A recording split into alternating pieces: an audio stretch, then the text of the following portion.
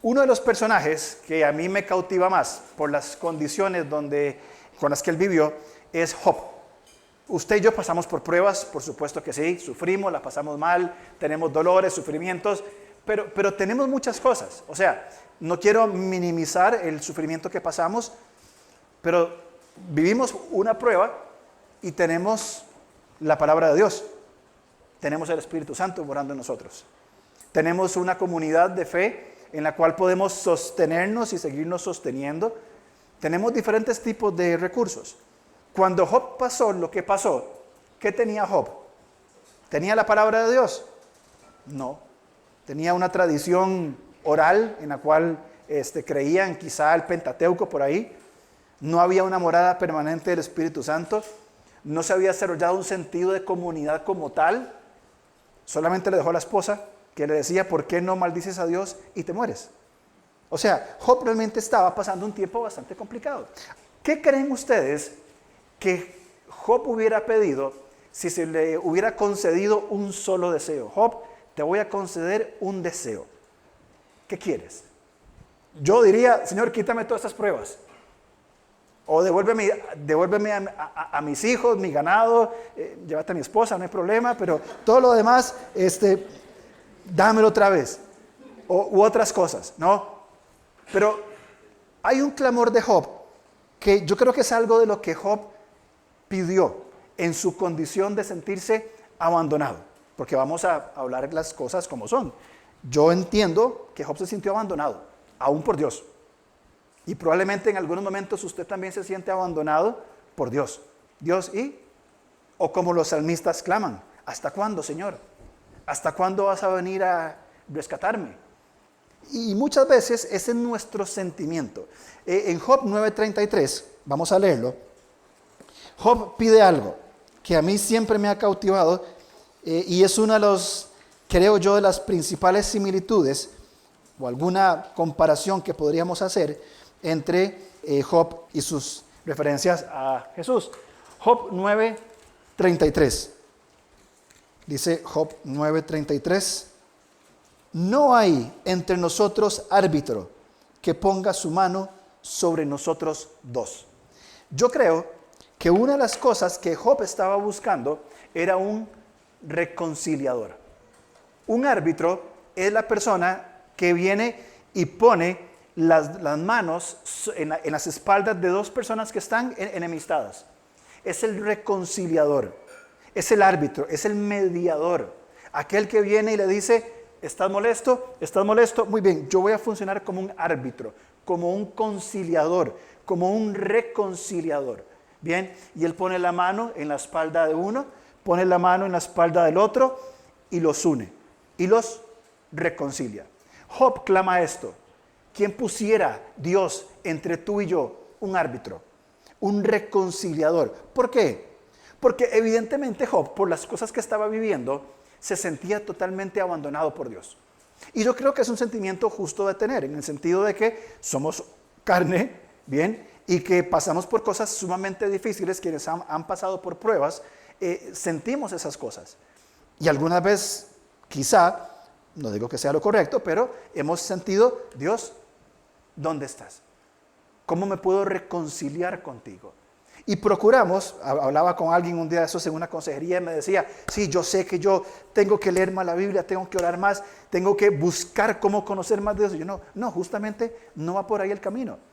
Porque no se trata de lo que yo puedo hacer. Si bien es cierto, son cosas sumamente importantes, pero no se trata por lo que yo puedo hacer.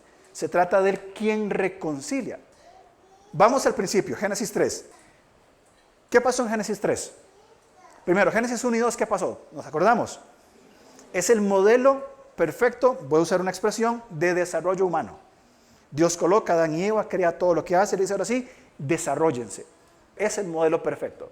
Pero en Génesis 3, como humanos que somos pecadores, ¿qué hacemos? ¿O qué hace el hombre?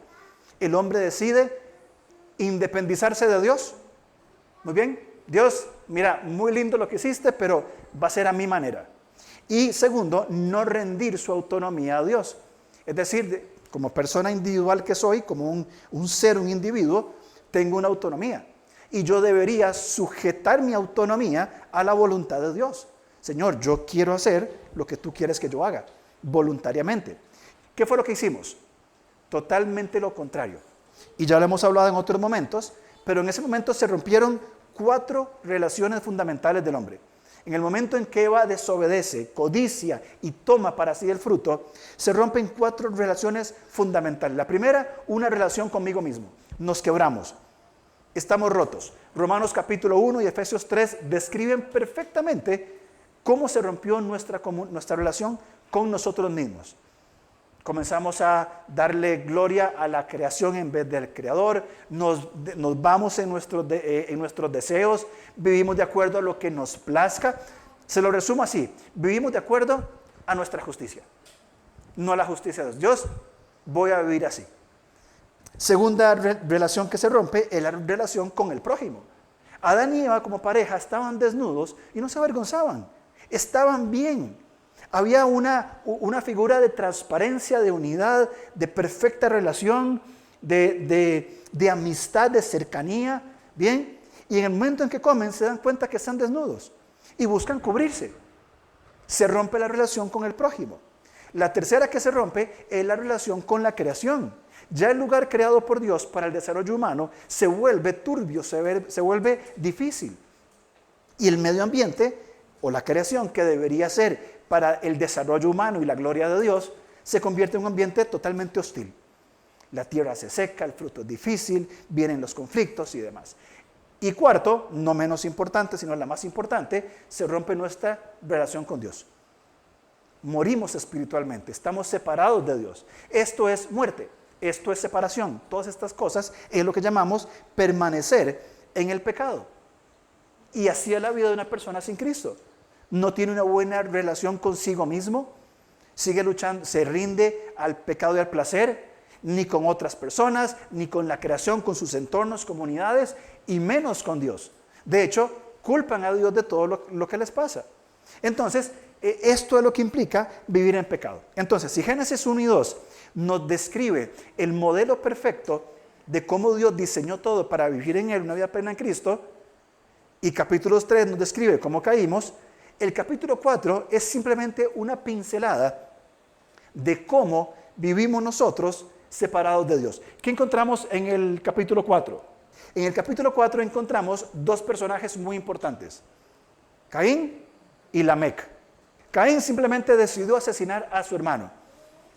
Un día se arrancó y le dijo: brother, vamos afuera a hablar, que quiero mostrarte una piedra que tengo aquí. Y lo mató, por pura envidia. Caín hizo lo malo, Abel hizo lo bueno, y Caín cobra venganza. Lamec, más adelante, a partir del capítulo, del versículo 19, va a decir: Dios dijo un hombre y una mujer, pero yo, Lamec, digo, quiero tener 2 mujeres. Y voy a romper el modelo que establecido por Dios para vivir de acuerdo a mi voluntad. Y es más, no solamente voy a comenzar a vivir con 2 mujeres, sino que voy a ser más violento que Caín. Si Caín mató a 1, yo voy a matar a 10. Y si Caín hizo lo malo, yo voy a hacer lo peor. Y comienza Lamec, y lo invito para que lo estudie, estos textos en Génesis 4, en lugar del hombre vivir una vida de amor unos a otros, de cuidado, de protección, comienza la tierra a convertirse en un lugar donde la gente, en vez de amarse unos a otros, se violentan unos a otros. ¿Cómo? Como consecuencia de nuestro distanciamiento de Dios. Capítulo 5 viene una serie de genealogías, y en el capítulo 6 de Génesis, ¿qué es lo que pasa? Dice Dios que el pensamiento del hombre era de continuo solamente el mal. Por eso Dios dijo: hasta aquí llegó el asunto. Y viene el juicio del diluvio. ¿Por qué digo todo esto? Porque Job estaba clamando ¿por quién? Por un árbitro, por un reconciliador, por alguien que nos volviera a unir. Porque el modelo humano que comenzó desde Génesis 3, después de la caída, es un modelo de muerte. Y es un proceso degenerativo que ha seguido hasta el día de hoy para los que no han sido redimidos, un proceso degenerativo de la maldad. Cada vez más y cada vez más. ¿Cómo responde Dios a esto? ¿Cómo responde Dios ante el contemplar esta humanidad totalmente distanciada de Él, viviendo vidas independientes y autonomías no sujetas a la voluntad de Dios? ¿Cómo responde Dios? Génesis 3:15, por favor.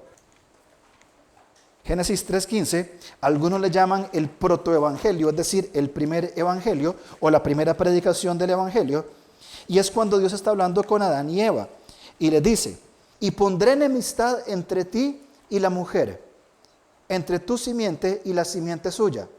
Esta te herirá la cabeza y tú le herirás en el calcañar. Dice la palabra, a partir de Génesis 3 y todo el contexto bíblico, de que va a venir una persona que va, dice Hechos capítulo 3, creo que es versículo 21, una persona que va a reconciliar todas las cosas. Vamos a buscarlo, porque creo que es un pasaje importante. Es Hechos capítulo 3, 3:21.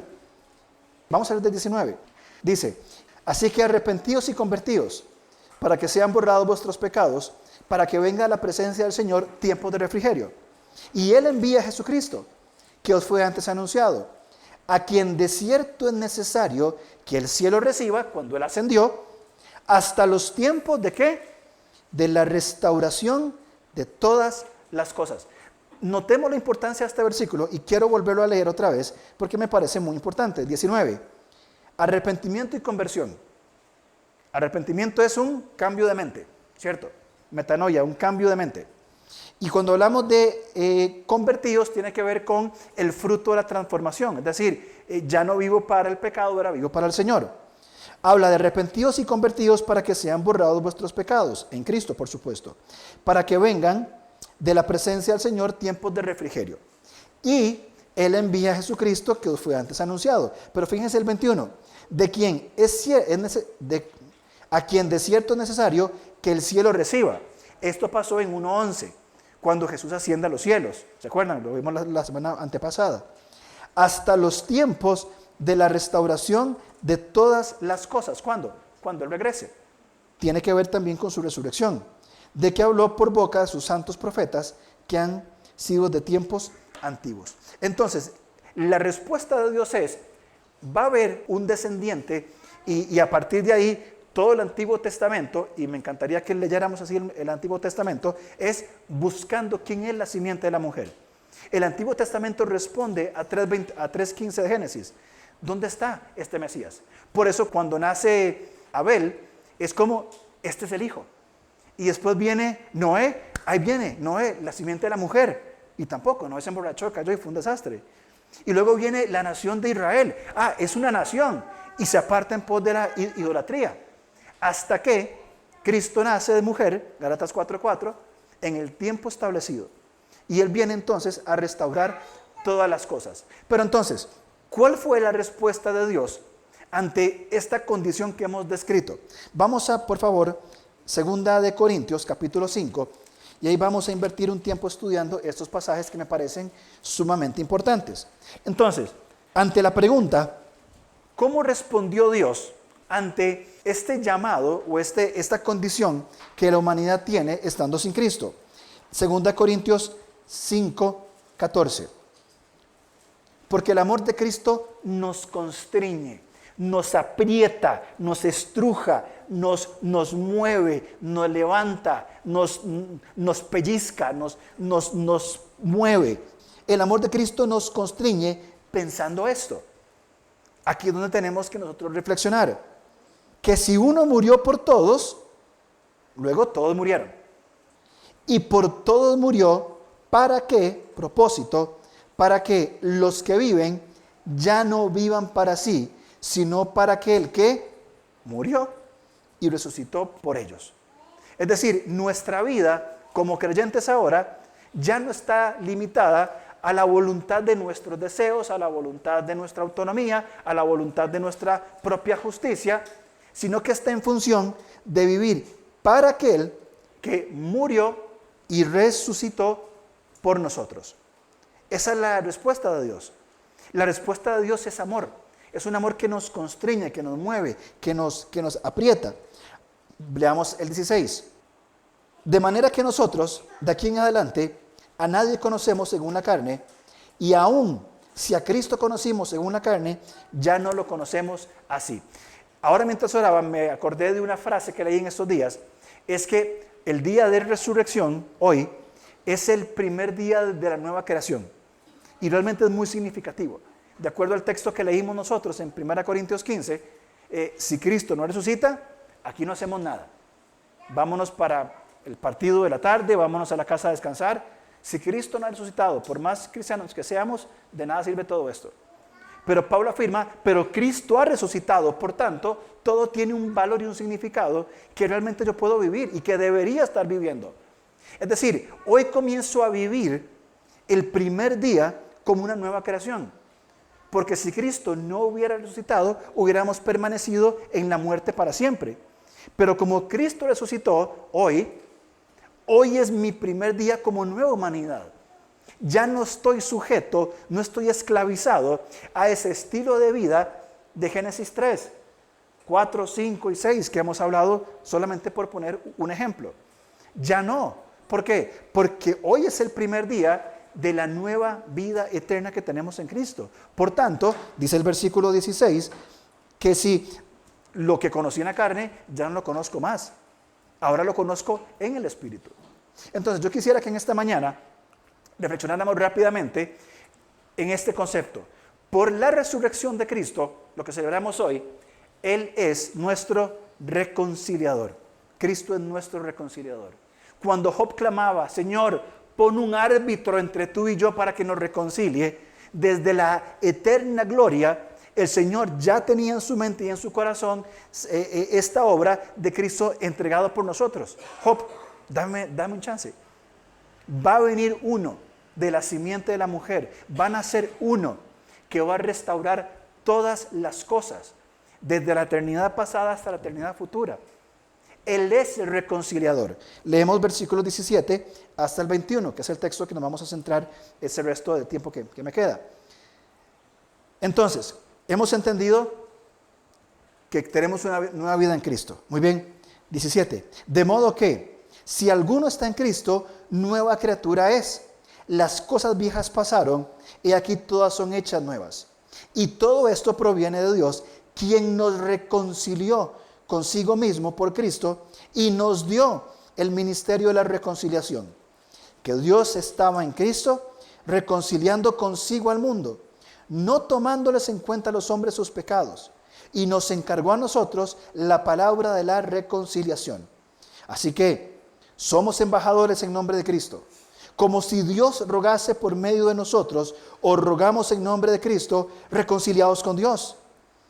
Al que no conoció pecado, por nosotros lo hizo pecado, para que nosotros fuésemos hechos justicia de Dios en él.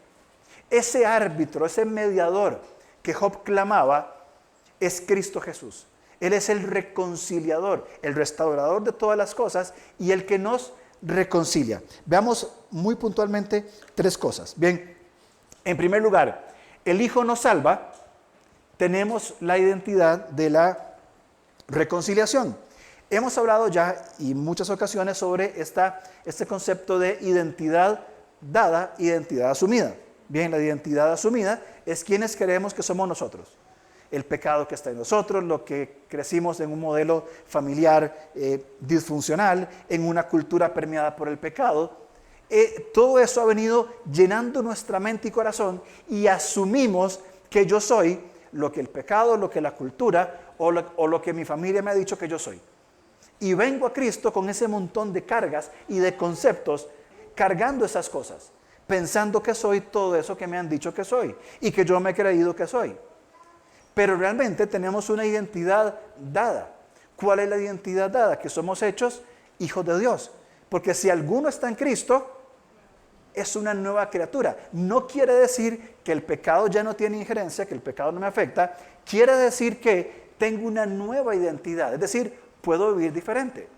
Y a todo asunto de la vida, yo puedo responder, ya no desde la vieja forma de pensar, de la vieja naturaleza, de los viejos modelos que se me implantaron, sino desde quien soy en Cristo y quien seré en Cristo también. ¿Por qué? Porque Él me ha reconciliado con el Padre. Entonces, si estamos en Cristo, no tenemos por qué seguir recurriendo a esas cosas viejas, a esas cosas que ya no funcionan. Por ejemplo, si llegara hoy alguien y me dice, Alonso, le voy a regalar un carro nuevo del año. Dígame qué marca, qué modelo, qué año lo quiere. Ya lo tengo en mi mente, ahí está, pum, y me lo da. Perfecto.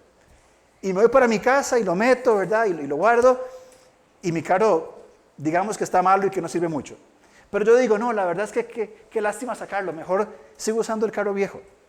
Y tengo ese carro nuevo, perfecto, flamante, guardado en un garaje sin usarlo, porque yo sigo decidiendo usar el carro viejo, malo, feo, roto. ¿Qué sentido tendría eso? No tiene sentido. Si tengo algo bueno, ¿por qué sigo usando algo malo? Algunas veces somos así con nuestra identidad. Teniendo nosotros una identidad dada por Cristo, que somos hijos de Dios, y teniendo la palabra de Dios, el pueblo de Dios, el Espíritu Santo morando en nosotros, ¿por qué seguimos respondiendo nosotros desde modelos implantados que tenemos y que seguimos acarreando por voluntad propia? Porque nos satisface, como si fuera un tipo de adicción. ¿Por qué sigo respondiendo? Si tengo un carro nuevo, ¿por qué sigo sacando el carro viejo? ¿Por qué no me deshago de lo que ya no sirve? Y me aferro a lo que es nuevo y verdadero. Quizás se nos esté olvidando que Cristo es nuestro reconciliador, que Él ya nos trajo al Padre. Muchos de nosotros seguimos pensando de que ¿qué tengo que hacer para que Dios me acepte? Nada. Yo no tengo que hacer nada para que Dios me acepte. Ya Él me aceptó por los méritos de Cristo, no por mis propias obras, porque no es por obras para que nadie se gloríe. Ya el Padre me aceptó. Ya puedo tener permanencia en el Padre. Ya tengo una identidad que se está desarrollando. Ya puedo traer fruto. Pero si yo no entiendo que el Padre ya me ha aceptado por la gracia y por la obra de Cristo, probablemente siga respondiendo desde los modelos anteriores. Segundo, versículos 20 y 21. No solamente el Señor nos ha dado una nueva identidad, sino que también tenemos un nuevo estilo de vida. 18 y 19. Todo esto, es decir, la vida nueva, proviene de Dios, quien nos reconcilió consigo mismo por Cristo y nos dio el ministerio de la reconciliación. Dos cosas. Imagínense que aquí está Dios Padre, siempre amoroso, siempre con los brazos abiertos. Él no echa a nadie, Él recibe a todos. Y yo, terco humano, necio majadero, dije, Dios, mi independencia, mi autonomía, y yo le di la espalda a Dios. Dios no está enemistado conmigo, yo me enemisté con Él. Aunque yo fui el pecador, yo fui el que hice lo que es incorrecto. Yo le doy la espalda a Dios y me encapricho en seguir de espalda a Dios. Hay una tercera persona según este texto, el reconciliador, Cristo, el árbitro que Job clamaba. Y dice que Dios estaba en Cristo, bien, y usando el modelo del árbitro, Cristo, Dios en Cristo, tenía una mano puesta en Dios Padre, que no está enemistado con nosotros, y toma al hombre y lo invita a esta reconciliación. Dios estaba en Cristo reconciliando consigo mismo al mundo. Es como si yo me peleara con Leo, yo ofendo a Leo, le digo a Leo un montón de cosas, ¿verdad? Y Leo viene a buscar la reconciliación. Siendo él el ofendido, siendo él el inocente, él tuvo la iniciativa de buscarme, que estaba perdido en mis delitos y mis pecados, para reconciliarme. Eso es lo que hizo Dios con nosotros.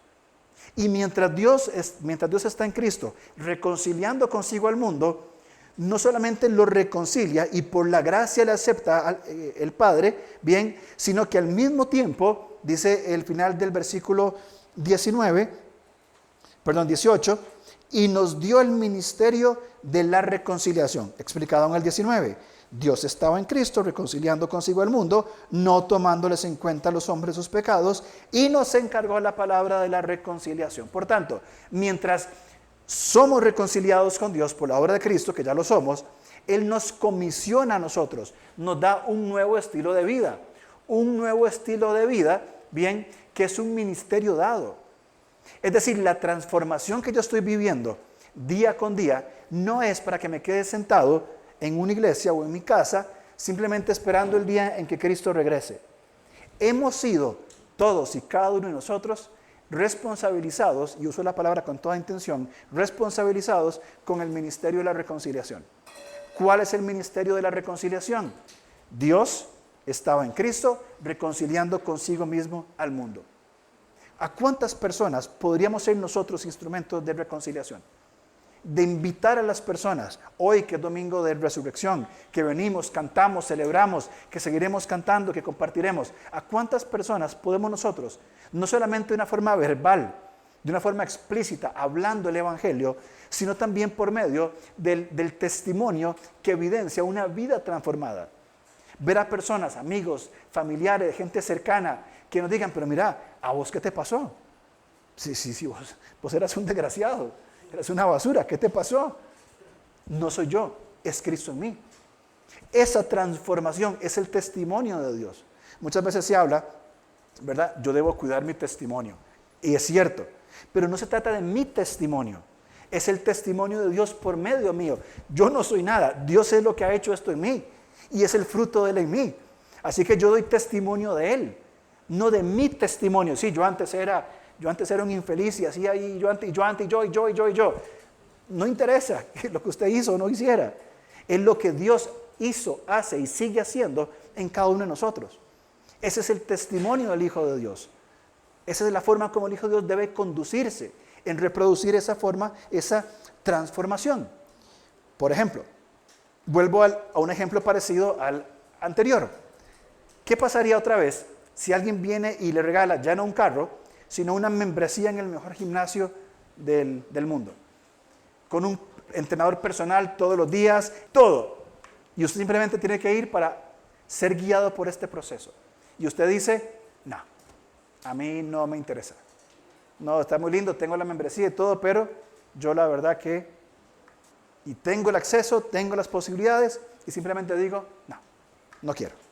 Tercero, dijimos entonces, primero, que tenemos la identidad de la reconciliación. He sido reconciliado y sigo siendo reconciliado. Segundo, tenemos un nuevo estilo de vida. No podemos seguir viviendo como siempre, o no deberíamos por lo menos.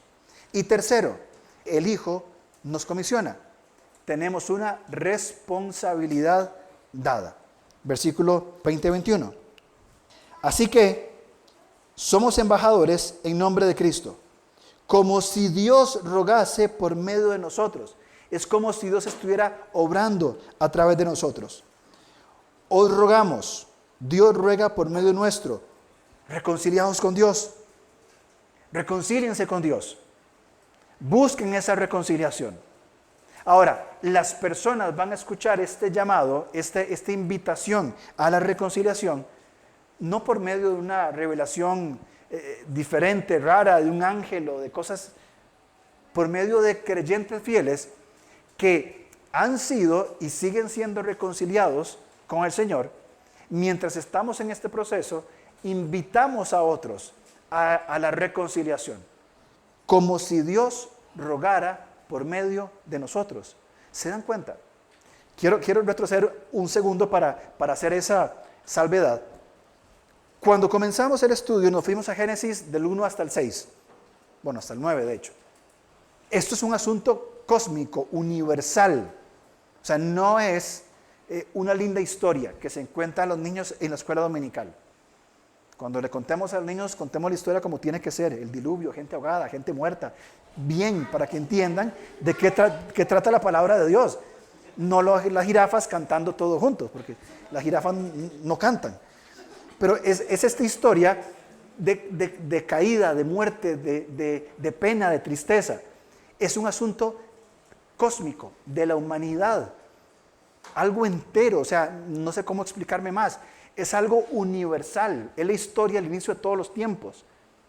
Y esta verdad absoluta, pesada, incontenible, se nos ha encomendado a nosotros, ¿qué?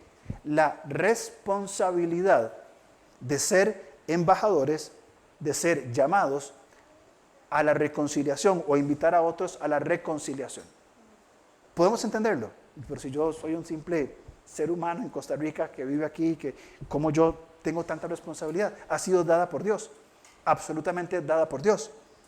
Hemos hablado, y Erwin lo ha dicho ya dos o tres veces, el significado de la palabra responsabilidad. ¿Qué significa responsabilidad? Responder a una habilidad.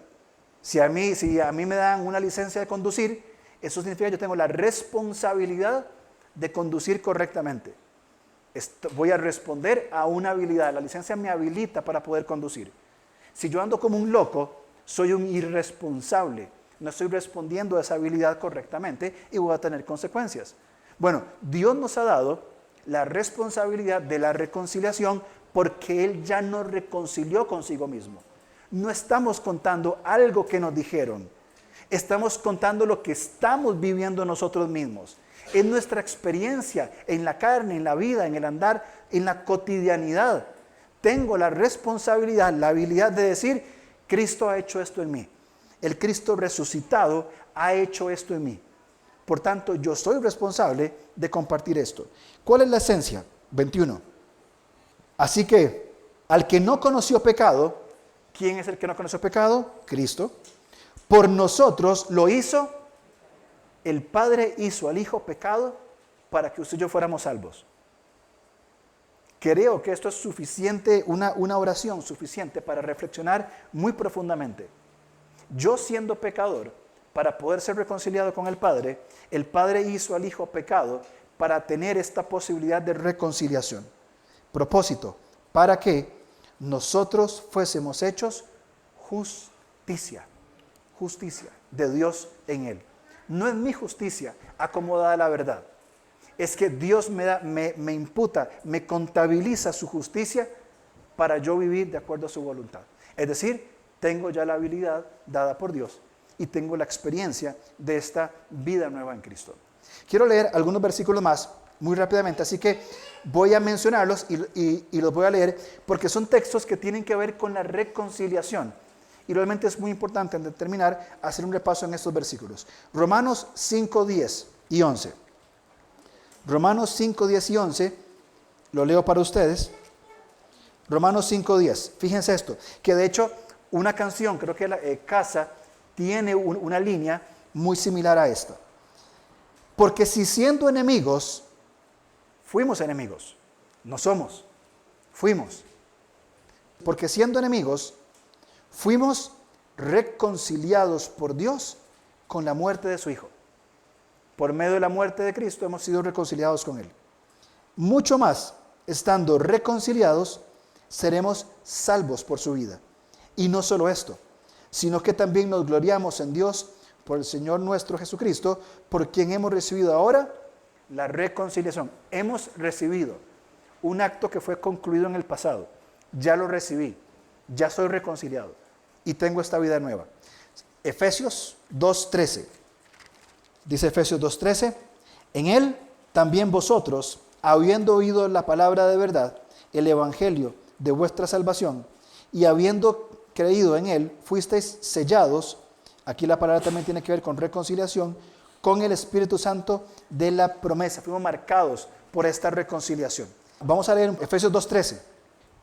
2:13, pero ahora en Cristo Jesús, vosotros que en otro tiempo estabais lejos, habéis sido hechos cercanos por la sangre de Cristo, porque Él es nuestra paz, que de ambos pueblos hizo uno, derribando la pared intermedia de separación, aboliendo en su carne las enemistades, la ley de los mandamientos expresadas en ordenanzas, para crear, para unir, para vincular en sí mismo de los dos un solo y nuevo hombre, haciendo la paz, y mediante la cruz reconciliar con Dios a ambos en un solo cuerpo, matando en ella las enemistades. Una vez más, somos reconciliados con Dios por la obra de Cristo. Y Colosenses 1:20 y al 22 dice, Colosenses 1:20, y por medio de él reconciliar consigo, ¿qué? Todas las cosas, así las que están en la tierra como las que están en los cielos, haciendo la paz mediante la sangre de su cruz. Y a vosotros también, que eras en otro tiempo extraños y enemigos en vuestra mente, haciendo malas obras, ahora os ha reconciliado en su cuerpo de carne por medio de la muerte, para presentaros santos y sin mancha e irreprensibles delante de Él. La resurrección no es solamente el final feliz de una historia trágica, es el inicio de una nueva humanidad. No celebramos únicamente que Jesús salió del sepulcro, sino que al hacerlo abrió un nuevo camino. Cuando hablamos de la reconciliación, Dios nos reconcilia por completo en todas nuestras relaciones.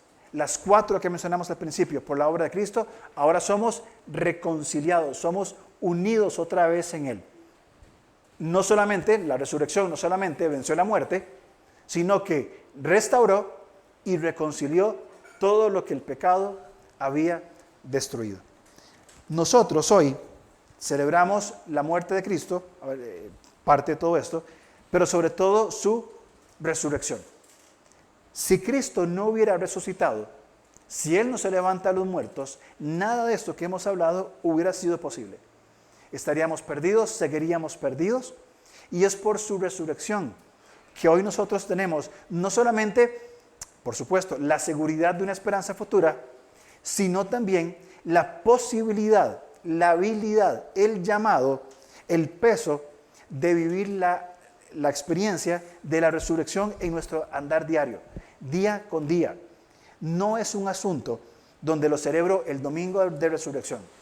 Todos los días la reflexión, la oración, los conceptos necesitan descansar totalmente en la resurrección de Cristo, sobre la persona de Cristo. Y una de las formas en cómo nosotros lo hacemos, y es como lo vamos a hacer, es participando en la cena del Señor. Cuando tomemos la cena del Señor, en unos pocos minutos, quiero invitarlos a que realmente reflexionemos sobre esta sencilla palabra, reconciliar. Sencilla pero sumamente profunda.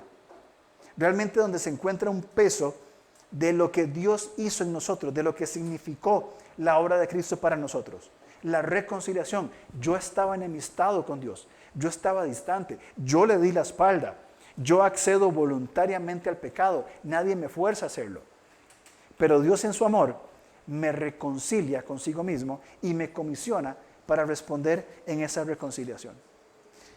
No podemos nosotros participar de la cena livianamente sin esta reflexión. No podemos salir este domingo, ni ningún domingo, sin centrar nuestro deseo, nuestro gozo, nuestra alegría, nuestra pasión en esta resurrección que es, por supuesto, la esperanza que tenemos en nuestra vida. Otra vez, insisto en esto, no solamente hoy, domingo de resurrección, en la cotidianidad de todos los días. Padre, en esta mañana oramos delante de ti y venimos, Señor, agradecidos, Padre, por quien eres y por lo que haces, por cómo, Señor, tú actúas en nosotros y, Señor, nos bendices de tantas maneras. Señor, hoy queremos celebrar, Señor, y adorarte por la vida nueva y abundante que tenemos en Cristo. Señor, porque esta vida no solamente es, Señor, o no es una religión a la cual seguimos, sino que, Señor, es la vida eterna que tenemos por medio de Jesucristo y la resurrección, Señor, que tú hiciste. Señor, nos entendemos reconciliados, nos entendemos también llamados a ser embajadores de esta reconciliación, pero sobre todo, Señor, queremos aprender a descansar en la cotidianidad, en el día a día, en el poder de la resurrección de Cristo. Este poder que nos ha salvado y que nos sigue salvando y que nos va a guiar, Señor, a vivir de una manera en que todo lo que hagamos, indiferentemente de donde estemos o lo que sea que hagamos, Señor, va a ser para glorificarte y para adorarte a ti. Señor, sea lo más sencillo en la cotidianidad de nuestro hogar, en las rutinas del trabajo, Señor, en las dinámicas de la vida diaria. Señor, ahí es donde queremos nosotros seguir recordando la resurrección, el poder de la resurrección y sobre todo, Señor, la esperanza que tú nos has dado por medio de la persona de Cristo Jesús, no solamente que vino a morir a una cruz por nosotros, sino que se entregó voluntariamente y buscó, Señor, y resucitó para darnos una vida abundante y nueva, plena, solamente en ti. Padre, gracias porque entendemos que separados de ti nada podemos hacer. Entendemos, Señor, que ninguna obra nuestra es meritoria, es válida, es buena ni siquiera, Señor, si no proviene de una dependencia contigo. Dios, gracias porque tú restauras todas las cosas. Y en ti queremos, Señor, descansar, vivir día a día, Señor, con esta actividad santa, Padre, de procurar hacer tu voluntad, recordando, Señor, de dónde proviene el poder, que es el poder de la resurrección. El poder que tenemos nosotros, no nuestro, sino en Cristo Jesús. Padre, gracias, te damos por este día. Oramos en el nombre de Jesús. Amén.